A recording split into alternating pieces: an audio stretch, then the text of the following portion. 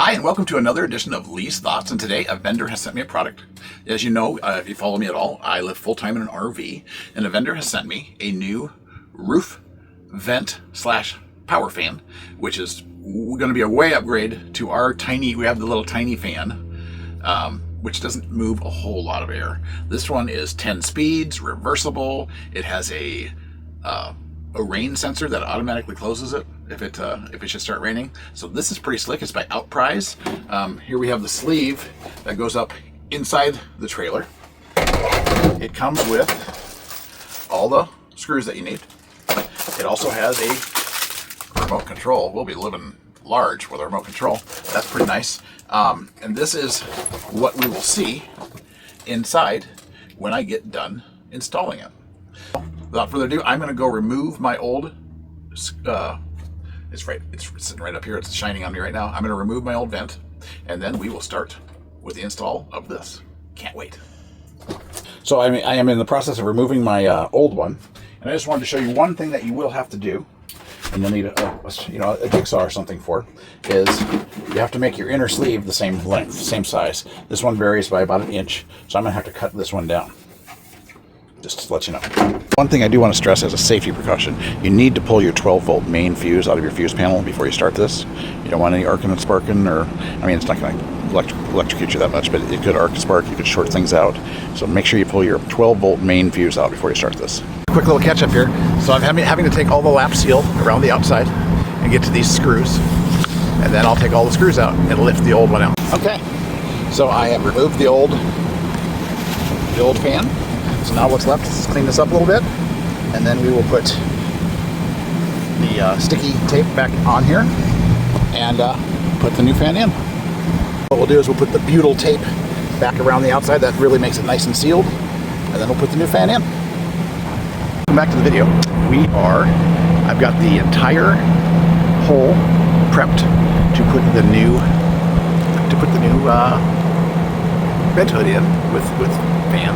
So I'm just going to go straight to it. I've lined the hole with butyl tape, and then you need to make sure that your hinge is facing forward of the trailer, and then you want to get it very, very well centered in that hole before you push it into the butyl tape.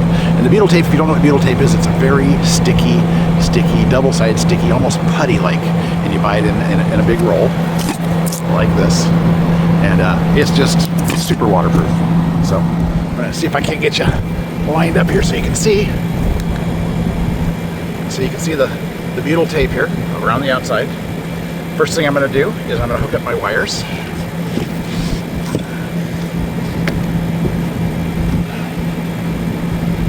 And I'm going to hook my white to my white.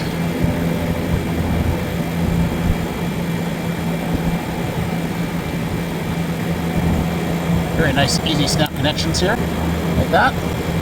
And then I'm going to hook my red to what I am assuming is positive is a white and blue stripe. And usually white is negative, so I'm going to say white and blue must be positive on this trailer. Like so. And then we're just going to lay that in there. We're going to try to tuck those wires as we go in. Try to tuck those wires into the roof area.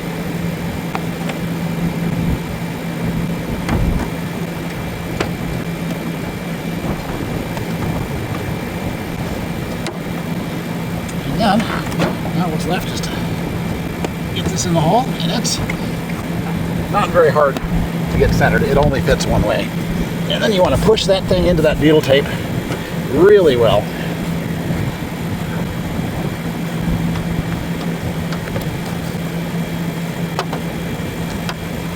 So that you get a really nice seal underneath that butyl tape.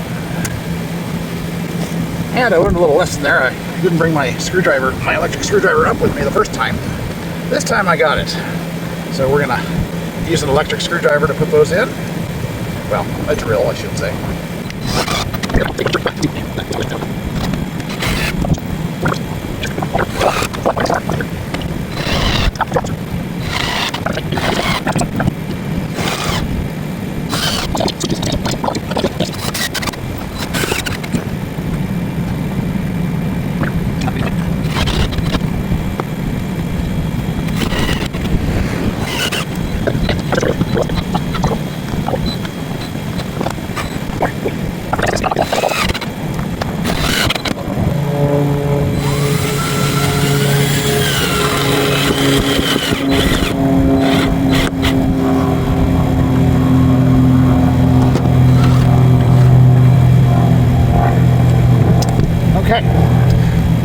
So the next thing you want to do is you want to cut, if you have a lot of excess butyl tape, just go ahead and cut that out.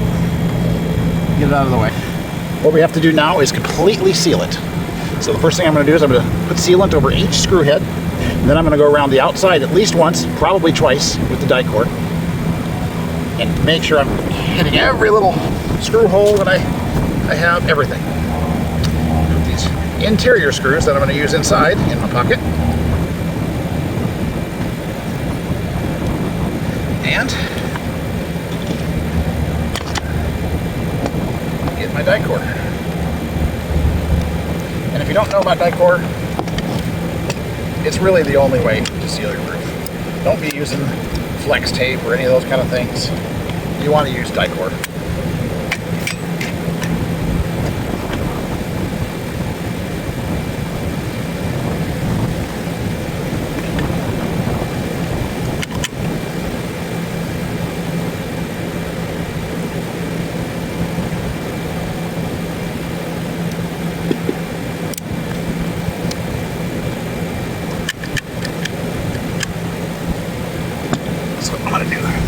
Each side in entirety.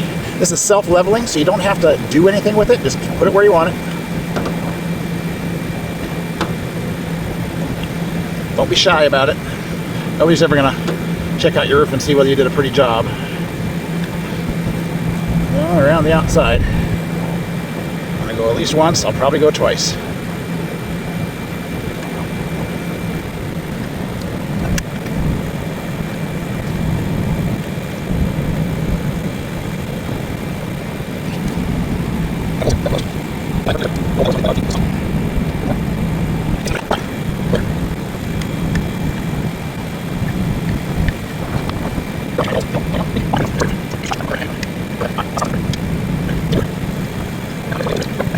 So we're almost done. We've got it up on the roof outside, completely in and sealed. And you have to cut this one to fit the depth. Very easy. You just measure it and cut to fit the depth. And then I've got these 3 screws partially in already. And then I'm just going to put this last screw in, and we'll be ready to test it. How about that?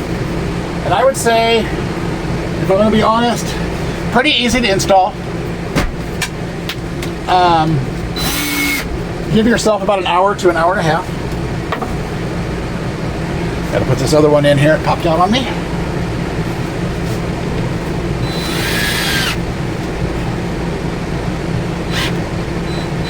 And again, being careful not to strip your screws. It's just, there's not a lot of wood up there.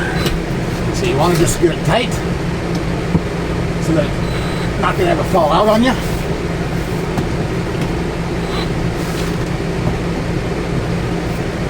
Like that. So now I have the remote control, which I will turn the power on. You can see that the power's on. And then if I want to raise the lid, watch this. How cool is that? See that knob right there? It's opening the window. This is a major upgrade for us. May not be all that big a deal to some of you. That's a major upgrade for us. And anywhere you want to stop it, you just stop it.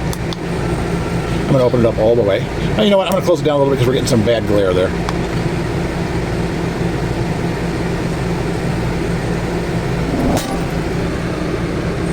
A little. Just about that much. And then if I want to increase, you can see the fan says 10% right now. 30, 40. This is much quieter than our old one. Our old one was pretty rackety. So I'm going to turn it on again.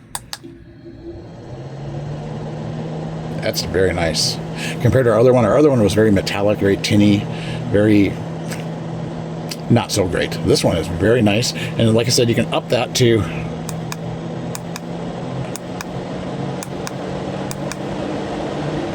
that's 100%. So that's the noise at 100%. And right now I have it blowing out.